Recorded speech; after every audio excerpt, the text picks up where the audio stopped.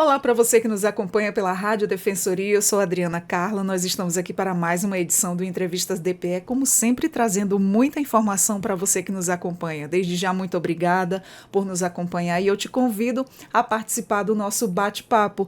O assunto que nós trazemos hoje para você, se senta aí com a gente que lá vem informação boa. Vamos falar sobre pioneirismo e criatividade na arquitetura cenográfica em Roraima. Para falarmos sobre esse assunto, eu estou aqui com a nossa convidada de hoje. Ela é a arquiteta, a Bárbara Mendes. Seja muito bem-vinda ao Entrevistas DPE, Bárbara. Oi, obrigada. É um prazer estar aqui. Foi uma honra o convite. É um lugar muito importante você poder ter a oportunidade de falar mais sobre o seu trabalho, então estou muito honrada de poder estar aqui com vocês. O prazer é todo nosso. Desde já, muito obrigada por você ter disponibilizado o seu tempo para estar aqui com a gente, passando essas informações, essa troca, que é sempre tão gostoso a gente compartilhar a nossa história com alguém.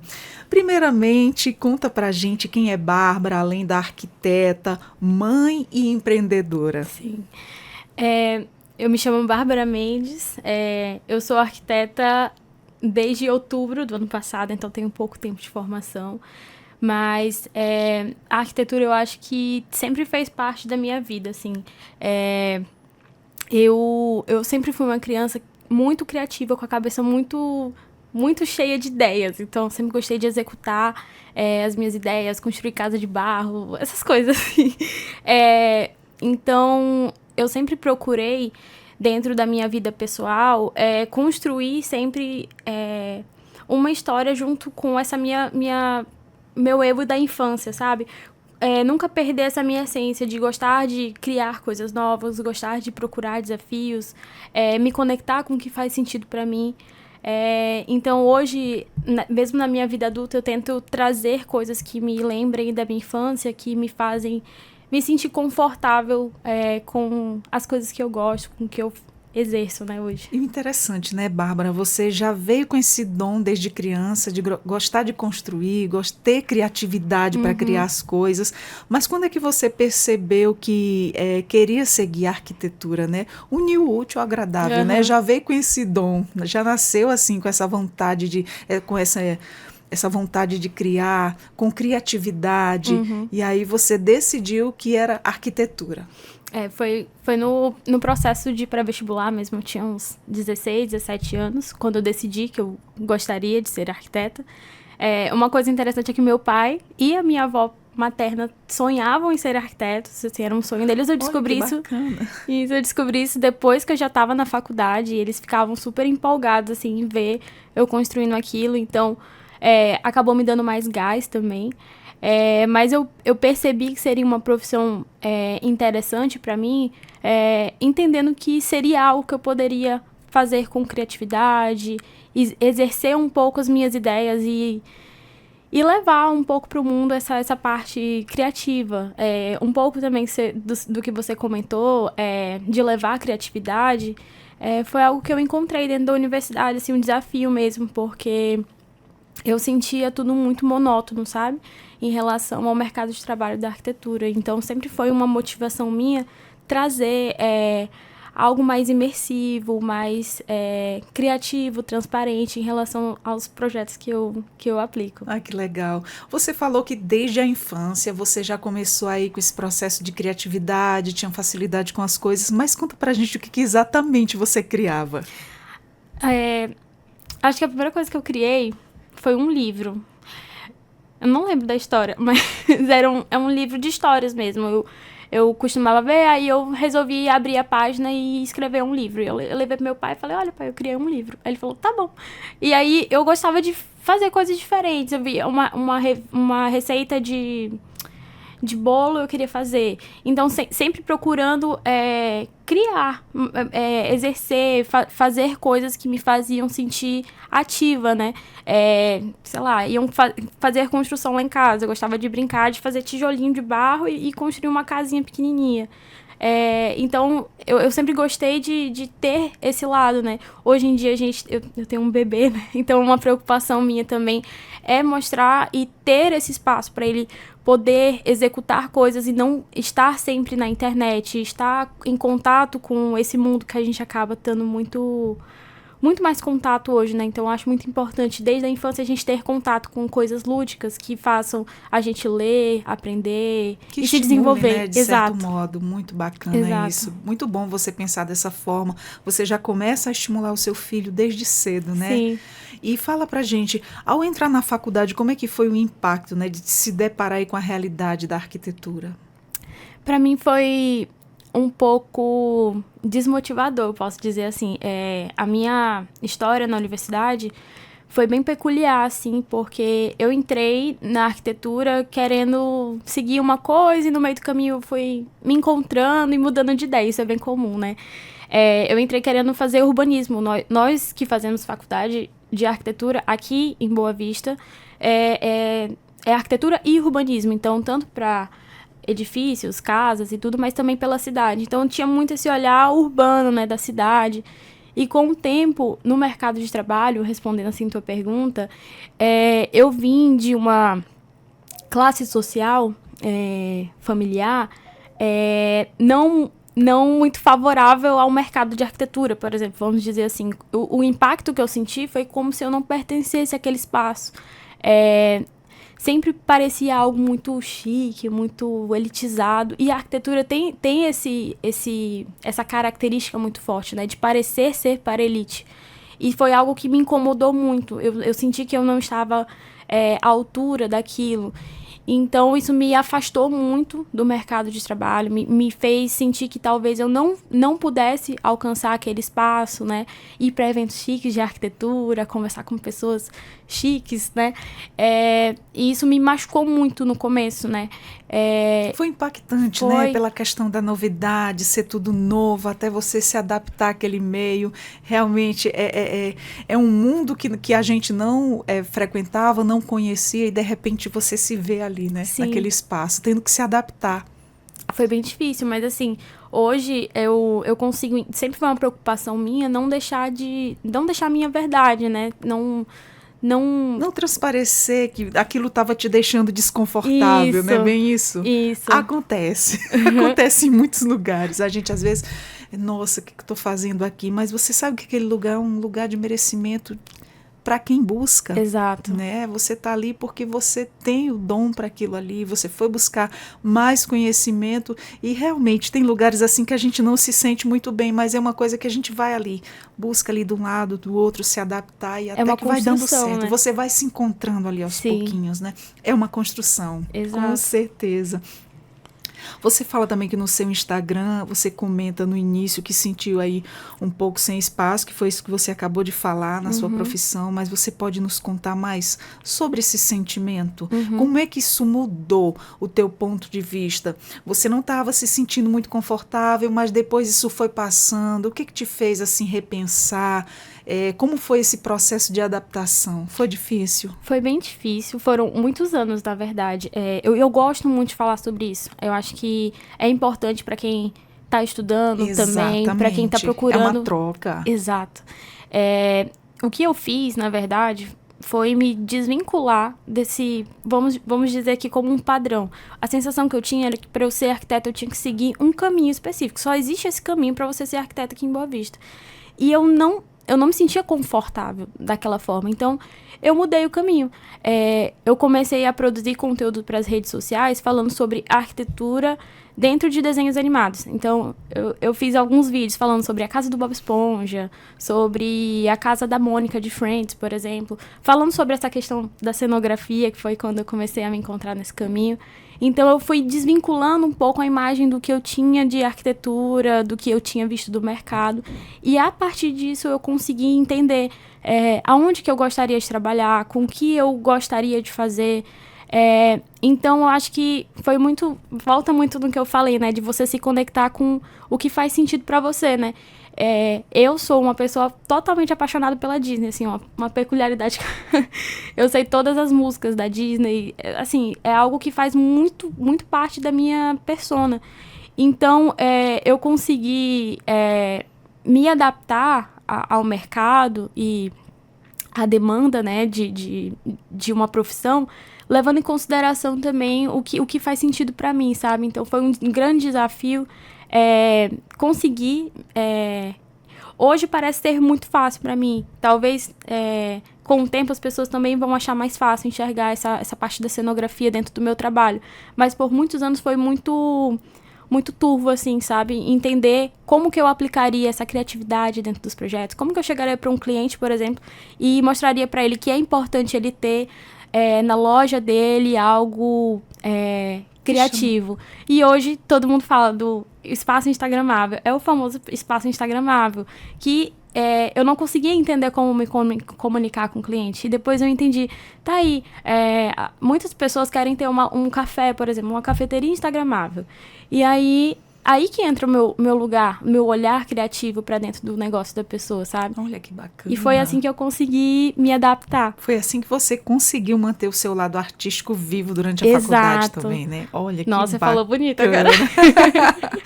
Houve algum projeto acadêmico que você deu aí liberdade criativa para você, que você buscava? Algum projeto que te deu liberdade para isso?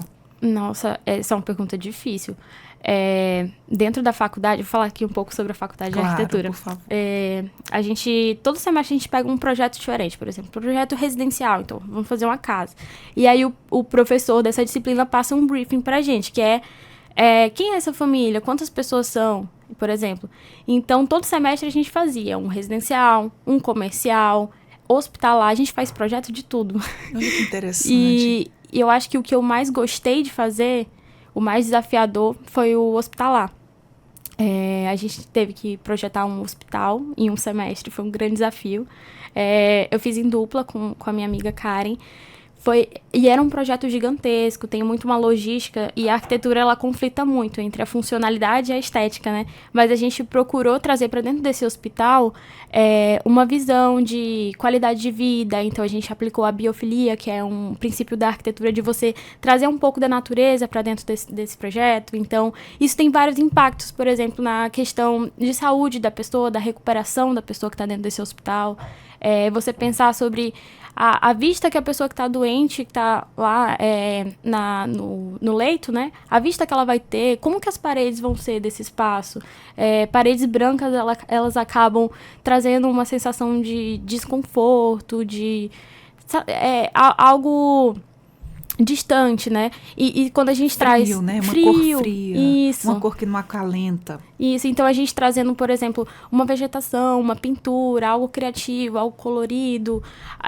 E isso também é algo da arquitetura muito, muito interessante. Chama neuroarquitetura também. É uma outra área de especialização muito interessante, que é você pensar exatamente como que a pessoa se sente dentro desse espaço, o que aquela cor transmite. Então, a influência das cores, tudo isso, né? Então, olha que bacana. Todas as vezes que eu pude aplicar um pouco dessa identidade dentro dos espaços dentro da universidade foi muito gratificante, assim, pra mim, sabe? Em que momento você percebeu que queria aí criar algo, né, que te representasse para além da arquitetura tradicional?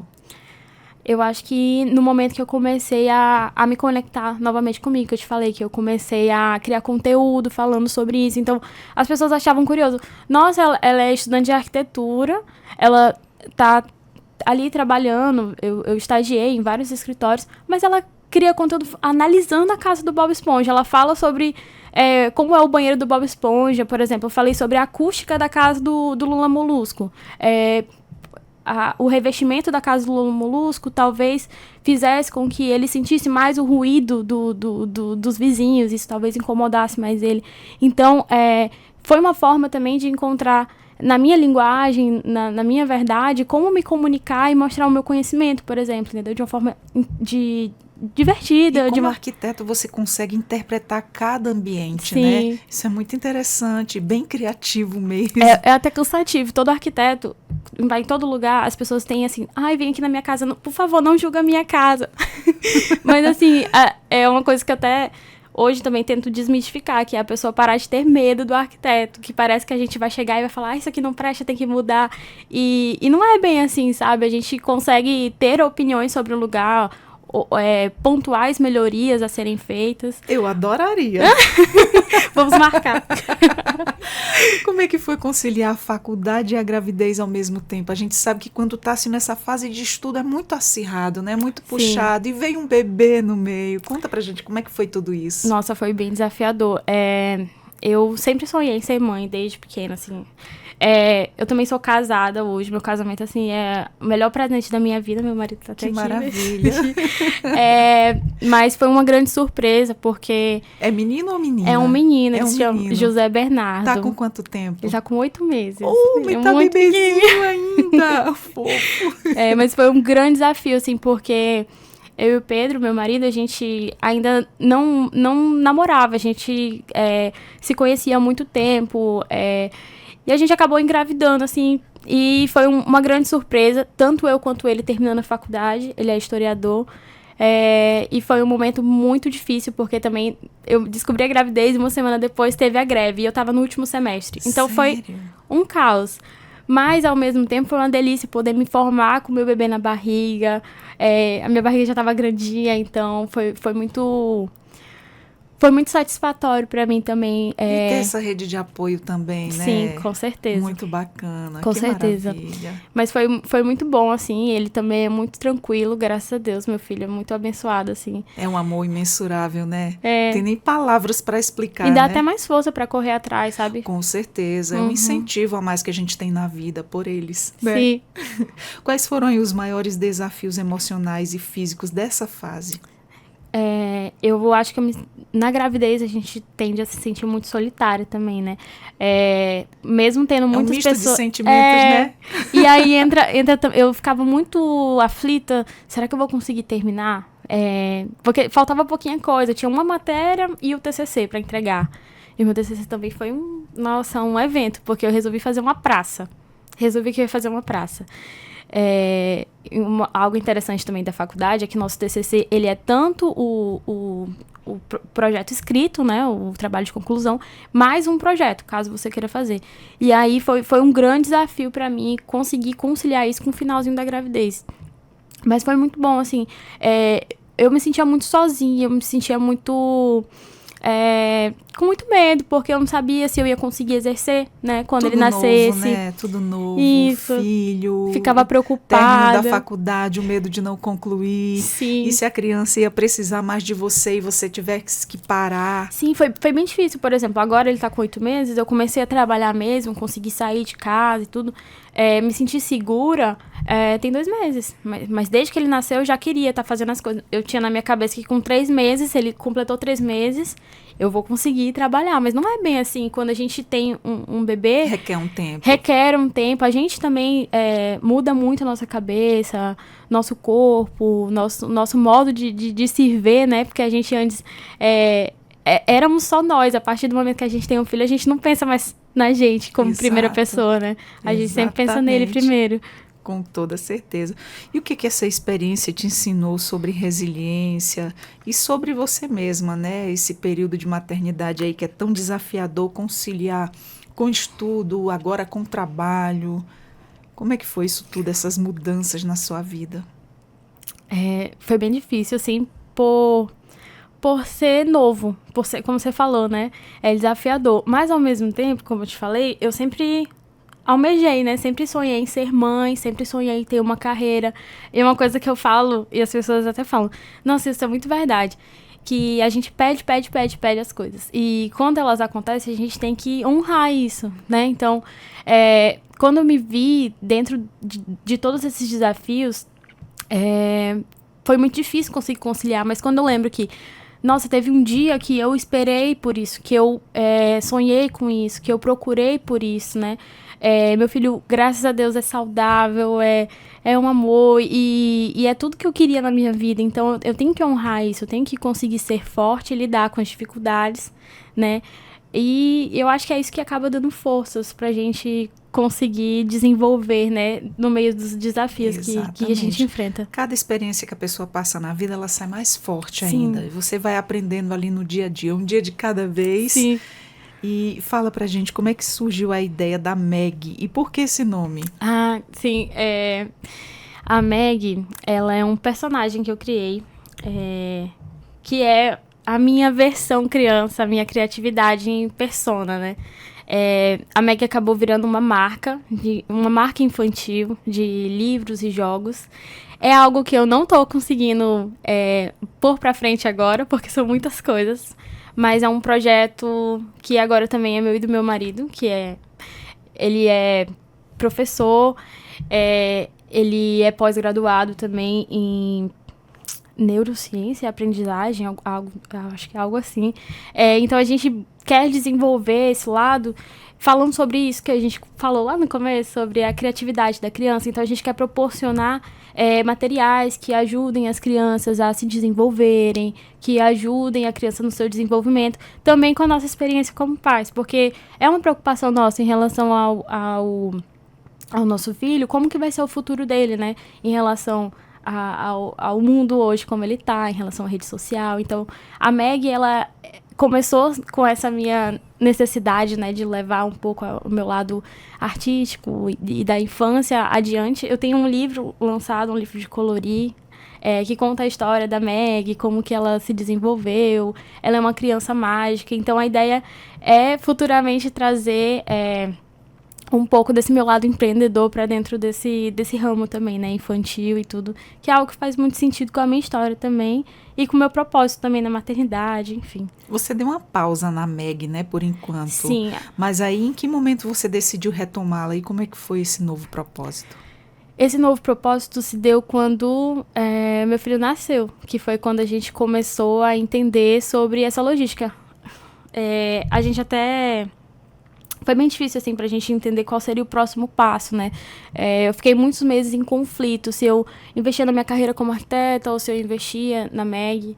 A gente chegou a rascunhar um novo livro, que é do Baby Dino, que é contando a história nossa com o nosso bebê. E a história também, a ideia é contar o desenvolvimento da criança na perspectiva dos pais, mas também de uma forma lúdica. Então a gente criou a família de dinossauros, que somos nós três, contando sobre como é a gravidez, tudo isso. Bonitinho. É um projeto que tá guardadinho. Isso é uma forma de trocar experiências, né, com os papais de primeira viagem. Isso é muito bacana. Isso, e a gente... Vocês que já vivenciaram esse início, estão vivenciando, isso é muito legal. E a nossa intenção é essa, com o crescimento do nosso filho também, a gente se preocupa muito com o desenvolvimento dele, então a gente sempre olha muito pra ele, percebe o que ele tem precisado, né? Acho que ele tá meio precisando desenvolver tal coisa. A gente, eu vou comprar um brinquedo dessa forma que eu acho que vai ajudar ele a se desenvolver desse jeito. E a gente vê o progresso dele. Então é algo que a gente procura também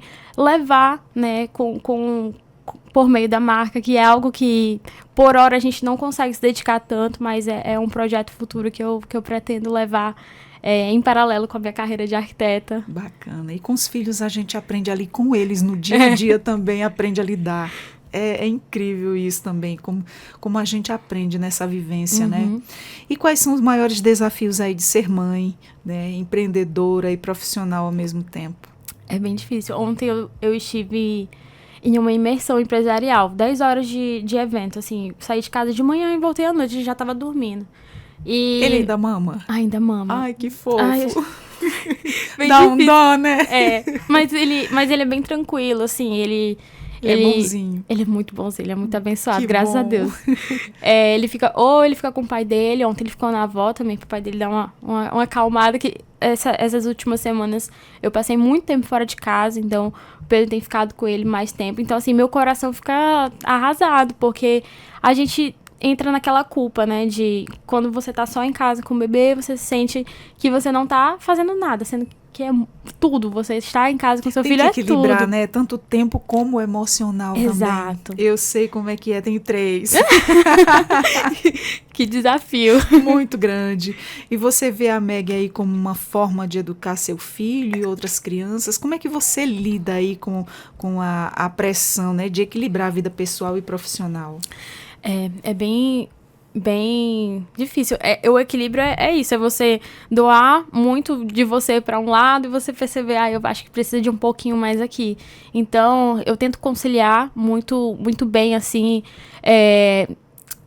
tirar mais tempo para estar com ele. Eu tenho muito em mente que agora é um momento de crescimento da minha carreira, então eu preciso realmente me dedicar, me colocar nesse lugar, mas a minha intenção é que daqui a alguns anos eu fique mais tempo com ele, consiga ter uma melhor condição para poder conciliar melhor e ter mais esse equilíbrio de estar mais presente com ele, porque hoje, infelizmente, eu não consigo passar tanto tempo quanto eu gostaria, né? E aí eu fico nesse equilíbrio, assim. Ele vai crescendo e aí vai ficando mais independente. Você vai perdendo mais um pouco essa culpa, viu? É porque ele ainda tá muito bebê, é normal, viu, de mãe? Ai, fico feliz de ouvir isso.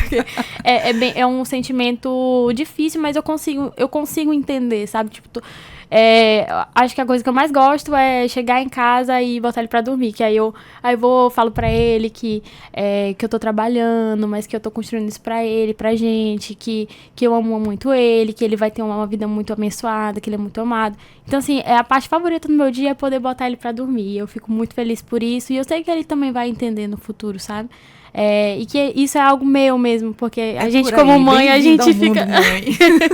É muito novo, mas é muito bom também.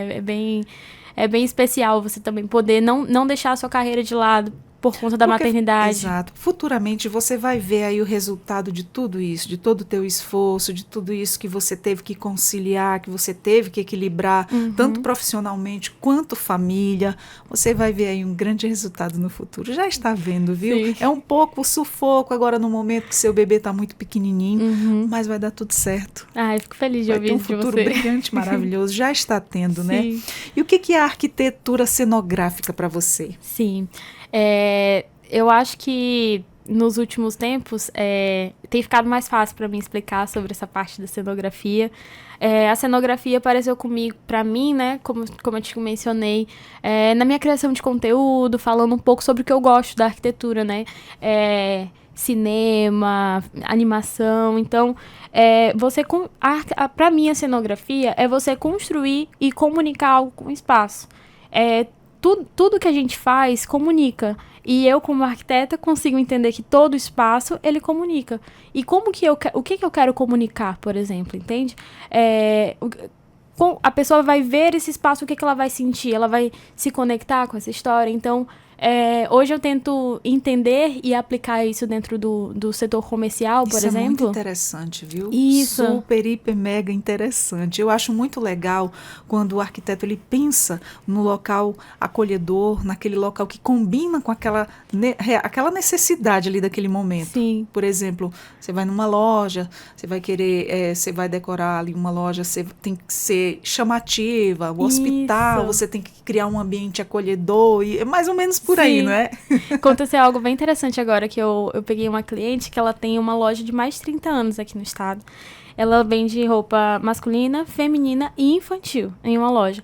E aí a gente estava conversando sobre essa segmentação, né? Ela conseguir dividir bem o público, mas não perder a característica. Então, eu propus para ela a gente conseguir, por exemplo, ela tem as lojas, né, diferentes, por exemplo, a Kids. Aí eu falei para ela que seria muito interessante a gente trabalhar um aroma, um detalhe, sabe? Um aroma infantil, porque... Faz uma diferença tremenda. Exato. Olha que bacana. Quem vai comprar? Eu acho super interessante. Sim. E aí são detalhes que eu gosto de colocar, porque faz toda a diferença para o negócio da pessoa. Se torna atrativo, agradável, chamativo, é tudo de bom. A pessoa não quer mais nem sair dali. Exatamente.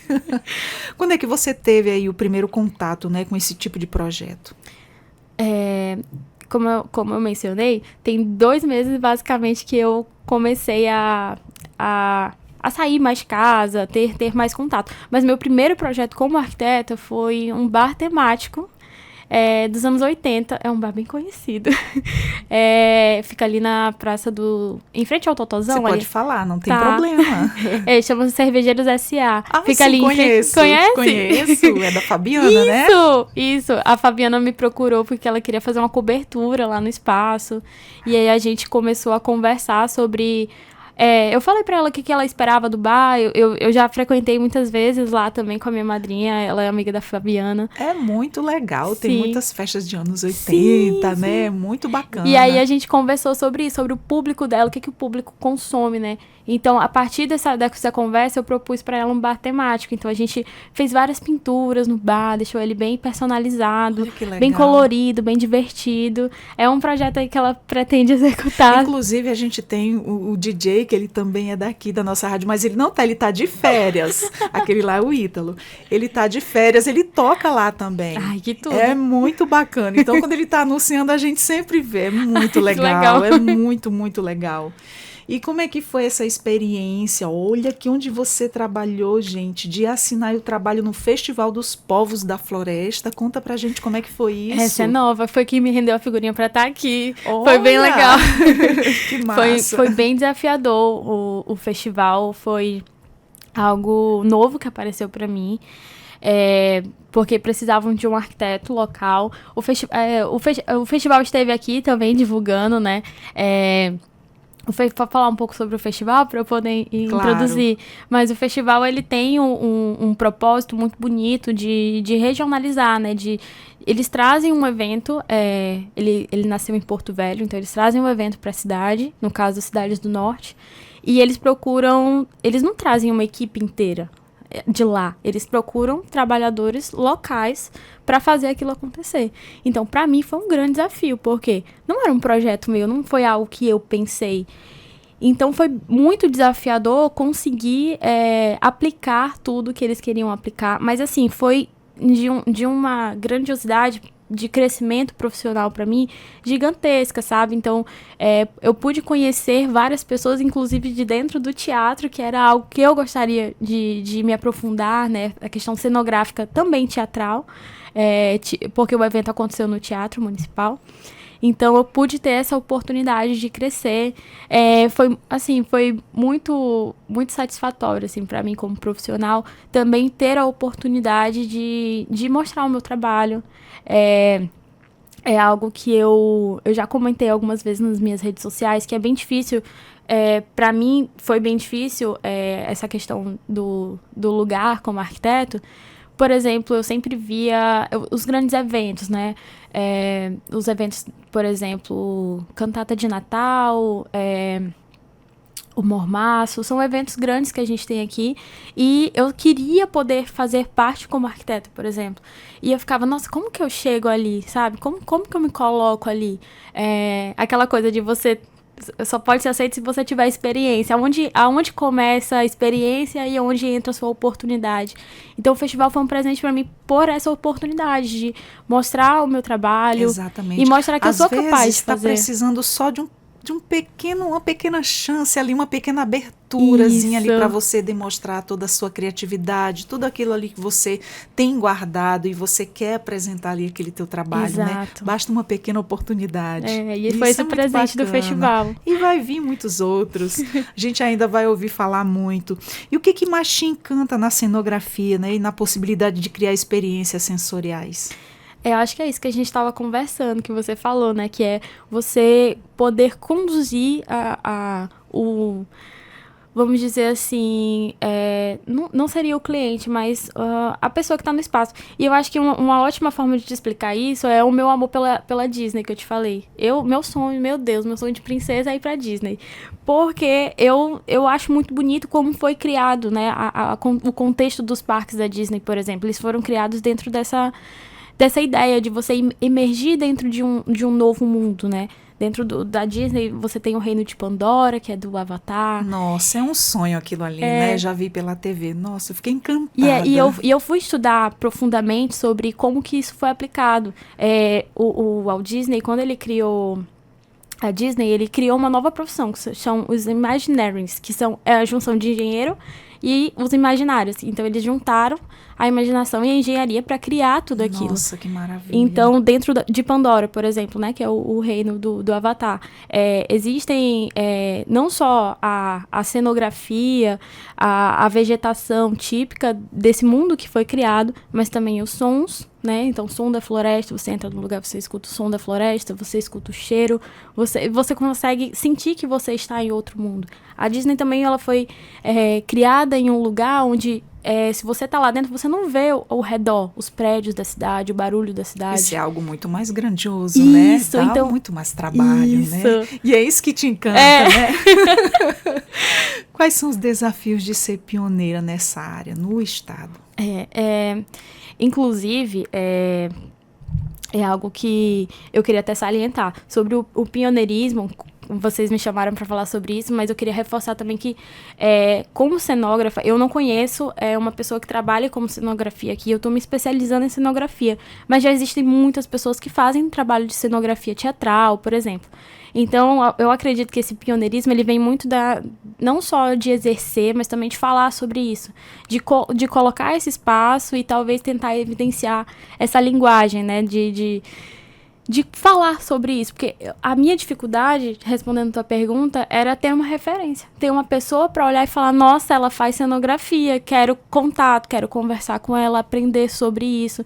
Então, assim, eu fiquei muito honrada com o convite de vir aqui, por exemplo, porque se tiver uma pessoa que pensa seguir um caminho parecido e falar, olha, essa menina lá de Roraima fez faculdade, ela tá procurando essa oportunidade, ela tá construindo isso, quero conversar com ela. Alguém que se identifique também, né? Isso é muito importante dessa nossa troca de conversa, né, dessa divulgação de tudo isso. Essa troca, ela é realmente aí uma troca positiva. Isso. Tanto vai e vem também. Sim. Como é que você imagina o futuro da arquitetura cenográfica aqui em Roraima? Eu acho que é algo que tende a crescer muito, como eu te falei também sobre isso, da procura do espaço instagramável, né, dentro também dos comércios, que é algo que eu tenho me dedicado muito também a entender. Então, eu acredito que cada vez mais as pessoas vão procurar ambientar seus espaços de acordo com a realidade, né? Como eu te falei, ontem eu estava num evento empresarial, então muitas pessoas lá, as queixas, eu não consigo gravar porque eu não acho que minha casa é bonita o suficiente, ou o meu trabalho não tá tão legal. Então, desmistificar essa imagem do arquiteto padronizado, que era o que eu tinha também, né? Desmistificar essa linguagem de inacessibilidade do arquiteto, porque a arquitetura ela é muito ampla, né? Ela é para todas as pessoas, para todas as classes sociais também. Então, eu acredito que no futuro eu pretendo também fazer parte dessa construção das pessoas terem mais valorização dos seus espaços, se sentirem mais confortáveis e entenderem que essa imersão, essa criatividade, ela não está ligada necessariamente a custos elevados. Ela está ligada a você pensar nesse espaço e como ele se aplica da melhor forma para quem está usando, né? Então... Muito interessante isso que você falou, porque não só na arquitetura, mas também em outras profissões também, a gente se sente em determinados locais muita insegurança a princípio, o medo, né? O medo do novo, não se sente confortável naquele lugar. E muitas vezes tem pessoas que chegam e pensam assim, nossa, será que isso é para mim mesmo? Uhum. Será que eu mereço estar aqui? E uma coisa importante você deve lembrar. Nós merecemos estar em todo lugar, independentemente de raça, de condições financeiras, independentemente de qualquer coisa. Todo lugar é o lugar onde nós devemos estar, em qualquer lugar. Somos merecedores, qualquer um de nós, Exato. Sem distinção de nada. Você gostaria de deixar uma mensagem aqui para a gente já se despedir do pessoal? Que mensagem você deixa para quem desacredita em si, para quem tem esses medos de início? Oi. Eu não olhei pra câmera até então, tava um pouco nervosa. Mas eu queria deixar um recado pra você que tá talvez um pouco inseguro sobre o seu futuro. Pra mim, hoje estar aqui é uma honra, é muito importante pra mim, porque eu sei que eu tô construindo algo, mas alguns meses atrás, alguns anos atrás, eu sentia que eu não ia chegar em algum lugar, e eu tive que acreditar e correr atrás para chegar aqui e futuramente chegar em outros lugares também que eu procuro chegar, que eu pretendo chegar. Então, queria dizer para você não se sentir desmerecedor, né? Exatamente, essa é a palavra. Você se conectar com o que você quer construir, você construir um futuro pra você, você acreditar. Eu sempre falo isso, que eu sempre escrevo no papel tudo que eu quero construir. E isso é motivador, você se motiva, você passa a querer correr atrás daquilo, porque a partir do momento que você sabe que você merece aquilo, você começa a acreditar. E você acreditar, você vai correr atrás daquilo, você vai vibrar energias para que aquilo aconteça. Exatamente. Então, não desistir nunca e seguir o fluxo. É assim que funciona. Exato. Que conversa maravilhosa com você. Foi um prazer te conhecer. Sim. Espero que você volte mais vezes para falar em projetos grandiosos feitos por você, viu? Tomara. Foi um prazer estar aqui. Agradeço vocês, toda a equipe também. Vocês foram muito atenciosos, muito dedicados também, então foi uma honra estar aqui. Obrigado, o prazer é todo nosso, estamos sempre de portas abertas, foi um prazer te conhecer. E eu espero que você tenha gostado da nossa conversa, já compartilhe essa informação com quem você vê aí que está passando por esse início de estudo aí com dificuldade, não está se encontrando, mas olha aqui um exemplo maravilhoso a seguir. Então, já se liga, já compartilha, você nos encontra também no YouTube, no Deezer e no Spotify. E eu sou a Adriana Carla, com mais um Entrevistas DPE, eu e a Bárbara, essa arquiteta lindíssima. E vamos ficando por aqui, até a próxima, tchau, tchau.